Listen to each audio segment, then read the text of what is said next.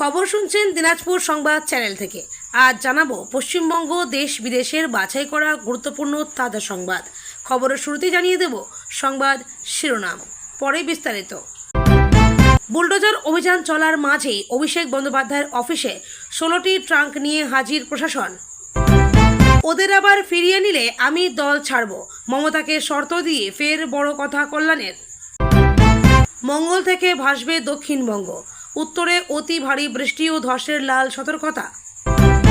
ধর্মতলা হাতছাড়া নতুন মঞ্চের স্পট ভিজিটে কুণালদের, পুলিশও এই বিষয়ে সম্মতি জানিয়েছে। মমতাপন্থী তৃণমূলের 21শে জুলাই নিয়ে বড় বার্তা তৃণমূল নেতার। সিলিন্ডারের তলায় পড়ে থাকা গ্যাস আর হবে না নষ্ট, এলপিজি নিয়ে এলো বড় খবর। রাজারহাটে ভাড়া বাড়িতে বিস্ফোরণ, সিসিটিভিতে ধরা পড়ল চাঞ্চল্যকর ফুটেজ।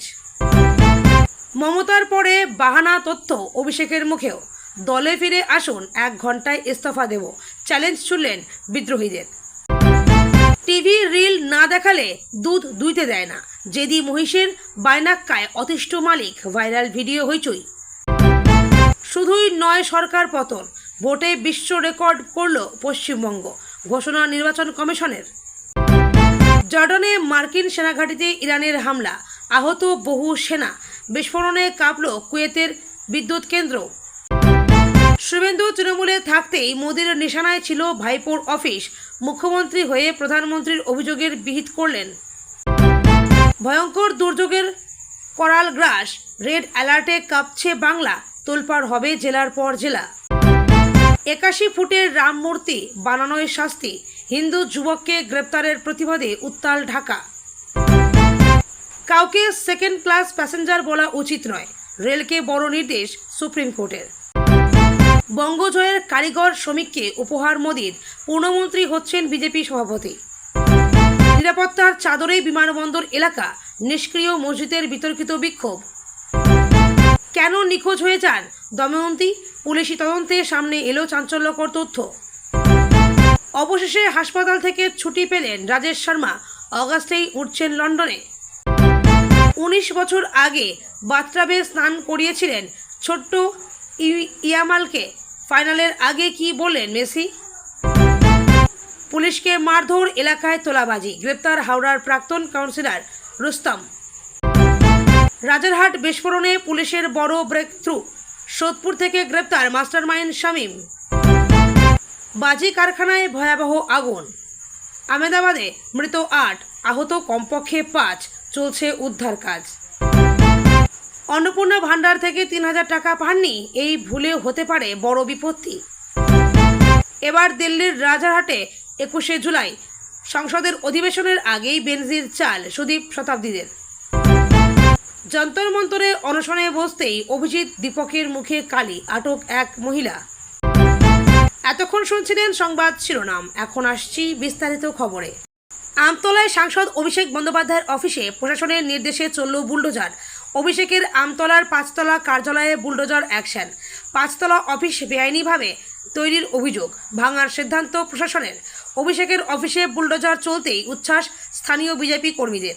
অভিষেকের অফিসে ঢুকে ভাঙচুর বিজেপি কর্মীদের, তাদের সরিয়ে দেয় পুলিশ ও কেন্দ্রীয় বাহিনী। অভিষেকের কার্যালয় থেকে উদ্ধার হওয়া জিনিসপত্রের জন্য 16টি ট্রাঙ্ক নিয়ে হাজির প্রশাসন। অভিষেকের আমতলার অফিসে বুলডোজার অ্যাকশনের মধ্যেই তৃণমূল পঞ্চায়েত সদস্যকে তাড়া করেন স্থানীয়রা। অভিষেকের ওই সাংসদ কার্যালয় নথিভুক্ত লিপস অ্যান্ড বাউন্সের নামে। দক্ষিণ 24 পরগনা জেলা পরিষদের কাছে বেআইনি নির্মাণের অভিযোগ দায়ের। লিপস অ্যান্ড বাউন্সের ডিরেক্টর অমিত বন্দ্যোপাধ্যায় সহ একাধিক ব্যক্তির নামে নোটিশ। শুনানির জন্য 30শে জুন ও 7 জুলাই জোড়া নোটিশ পাঠানো হয়। 15 জুলাই শুনানিতে ডাকা হলেও কেউ আসেননি, দাবি জেলা প্রশাসনের। আইনকে বুড়ো আঙুল দেখিয়ে বিল্ডিং তৈরির অভিযোগ, রাতারাতি বেকারি পুড়িয়ে কার্যালয় তৈরির অভিযোগ। অভিষেকের আমতলার অফিসের সামনে এক স্থানীয় বাসিন্দা বলেন, এখানে অভিষেক ব্যানার্জি এলে 2 ঘন্টা আগে থেকে রোড ব্লক হয়ে যেত, কেউ যাওয়া আসা করতে পারতাম না। যতদিন এই অফিস হয়েছে অভিষেক আসা মানেই পুরো রোড জ্যাম, আমাদের নানা অসুবিধা হতো, বাজার করতে যেতে পারতাম না, বাড়িতে যাওয়া আসা করতে পারতাম না। এটা ভেঙে দেওয়ায় আমরা খুব আনন্দিত, তাই দেখতে এসেছি। ছোটবেলায় দেখেছি এখানে বেকারি ছিল, অজানা কারণে বেকারিতে আগুন লেগে যায়, তারপর দেখা যায় এখানে একটা বড় বিল্ডিং হয়েছে। পরে জানতে পারি এটা অভিষেক বন্দ্যোপাধ্যায়ের অফিস। অপর এক স্থানীয় বাসিন্দা বলেন, নানা রকম সন্ত্রাস বিরোধী কাজ এখানে হতো, নানা প্রকল্প, মাটি, জমি বিক্রির অনেক কিছু এখান থেকে কন্ট্রোল হতো। এক স্থানীয় বিজেপি নেতা বলেন, আমি 2011 সাল থেকে বিজেপি করছি। 2021 সালে আমার ওপর প্রচুর অত্যাচার হয়। আমার গোডাউনে 20 লক্ষ টাকার মাল লুট করেছে, দোকান ভাঙচুর করেছে, এমনকি থানায় যেতে দেয়নি। তৃণমূলের লোকেরা বলছে থানায় অভিযোগ জানালে আমায় মেরে ফেলবে। 2021 থেকে 2026 আরও 25 লক্ষ টাকা ওদের দিতে হয়েছে। তারপর আমি বেঁচে আছি, ব্যবসা করতে পেরেছি।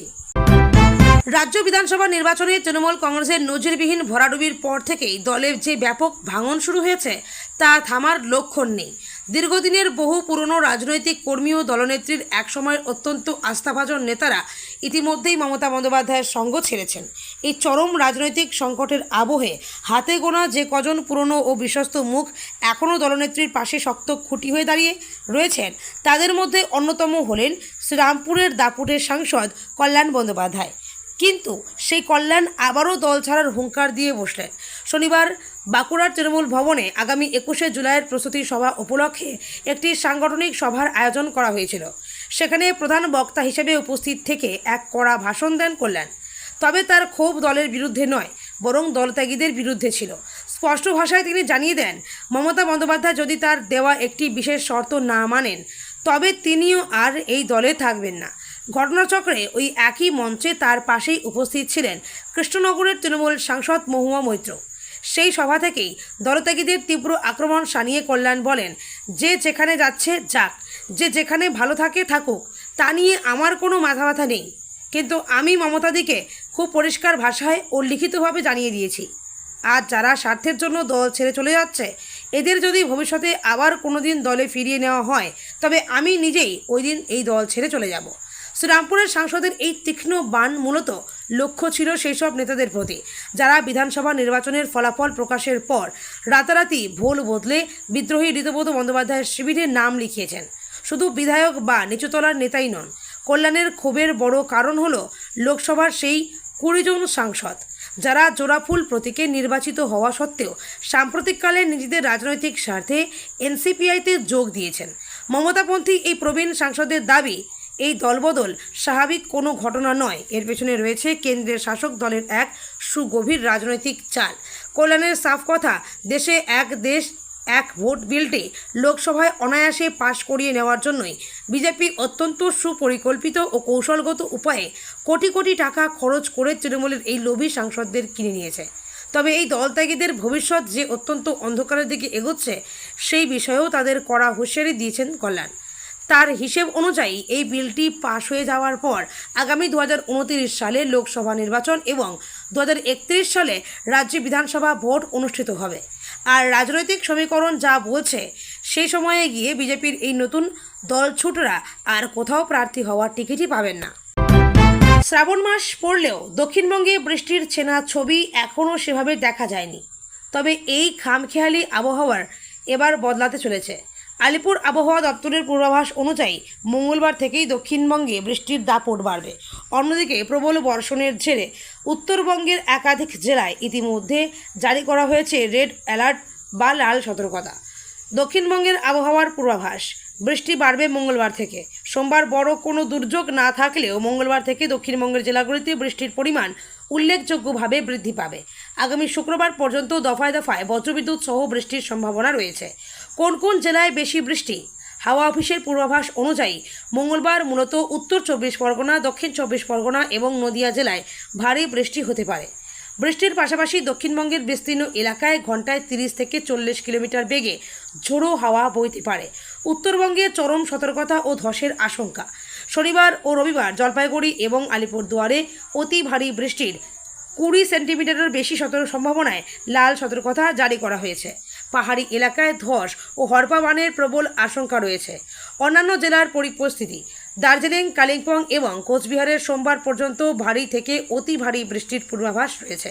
জলপাইগুড়ি ও কালিম্পংয়ে বুধবার পর্যন্ত ভারী বৃষ্টির সতর্কতা বহাল থাকবে না। কেন এই প্রবল দুর্যোগ? আবহাওয়া দপ্তরের মতে গাঙ্গেয় পশ্চিমবঙ্গ, ঝাড়খণ্ড ও উড়িষ্যার ওপর একটি নিম্নচাপ অবস্থান করছে। এর পাশাপাশি সমুদ্রপৃষ্ঠ থেকে 5.8 কিমি উচ্চতায় একটি ঘূর্ণাবর্ত সক্রিয় রয়েছে। এছাড়া মৌসুমি অক্ষরেখাও উত্তর বঙ্গোপসাগর পর্যন্ত বিস্তৃত থাকায় বিপুল পরিমাণ জলীয় বাষ্প স্থলভাগে প্রবেশ করছে, যা এই প্রবল বর্ষণের অনুকূল পরিবেশ তৈরি করছে। মৎস্যজীবীদের জন্য সতর্কবার্তা। সমুদ্র বর্তমানে যথেষ্ট উত্তাল। উপকূলবর্তী এলাকায় ঘন্টায় 35 থেকে 45 কিমি বেগে ঝোড়ো হাওয়া বইছে। তাই শনিবার পর্যন্ত পশ্চিমবঙ্গ উপকূলে মৎস্যজীবীদের উদ্দেশ্যে সমুদ্রে যেতে কড়া নিষেধাজ্ঞা জারি করেছে আবহাওয়া দপ্তর। ধর্মতলার ভিক্টোরিয়া মঞ্চের সামনে 21শে জুলাইয়ের সভা করতে পারবেন না মমতা বন্দ্যোপাধ্যায়, অনুমতি মেলেনি। হাইকোর্ট বলে দিয়েছে বিড়লা তারামণ্ডলের সামনে সভা করতে পারবে কালীঘাট তৃণমূল। এই বিষয়ে তৃণমূল নেতা কুণাল ঘোষ জানালেন, শনিবার পুলিশ কর্তাদের সঙ্গে বৈঠক করেছেন তারা। কুণাল বলেন, হাইকোর্টের নির্দেশে যে শর্ত ছিল সেগুলির সবই আমরা পালন করেছি। আজ ডেরেক ওব্রায়েন, আমি বৈশ্বনাথ চট্টোপাধ্যায় লালবাজারে এসেছিলাম। পুলিশ কর্তাদের সঙ্গে একটি সহযোগিতামূলক ও সমন্বয়মূলক বৈঠক করেছি। তিনি আরও জানালেন, আজ বিকেল 5:30টায় আমরা নির্ধারিত স্থানে স্পট ভিজিটে যাব, সেখানেও পুলিশও উপস্থিত থাকবে। হাইকোর্ট যে জায়গায় আমাদের সভার অনুমতি দিয়েছে সেই স্থানেই আদালতের সমস্ত নির্দেশ ও শর্ত মেনে সভার প্রস্তুতি নেওয়া হবে। শনিবার বিকেলে ফের সভাস্থল পরিদর্শনে যাচ্ছেন মমতাপন্থী তৃণমূল নেতারা, জানিয়ে দিলেন কুণাল। তিনি বলেন, আজকের বৈঠকের পর সেখানে একটি যৌথ পরিদর্শনও হবে। আমাদের উদ্দেশ্য ভবিষ্যতে এই বিষয়টি নিয়ে যেন কোনো বিভ্রান্তি, বিকৃত প্রচার বা অযথা বিশৃঙ্খলার পরিস্থিতি তৈরি না হয়। পুলিশও এই বিষয়ে সম্মতি জানিয়েছে। তাই আজ বিকেল 5:30টায় আমরা নির্ধারিত স্থান পরিদর্শনে যাচ্ছি। প্রসঙ্গত, এদিন বিকেলে মঞ্চ শুরু করার আগে পুলিশের উপস্থিতিতে ক্যাথিড্রাল রোডে যান কুণাল ঘোষ, দোলা সেন, বৈশ্বনাথ চট্টোপাধ্যায়। ক্যাথিড্রাল রোডের পূর্ব দিকের লেনে হবে মঞ্চ। জানা গিয়েছে, কালীঘাট তৃণমূলের মঞ্চ হবে ধর্মতলার দিকে মুখ করে। একাডেমি অফ ফাইন আর্টসের কাছে হবে মঞ্চ। পশ্চিম দিকের লেন খোলা থাকবে।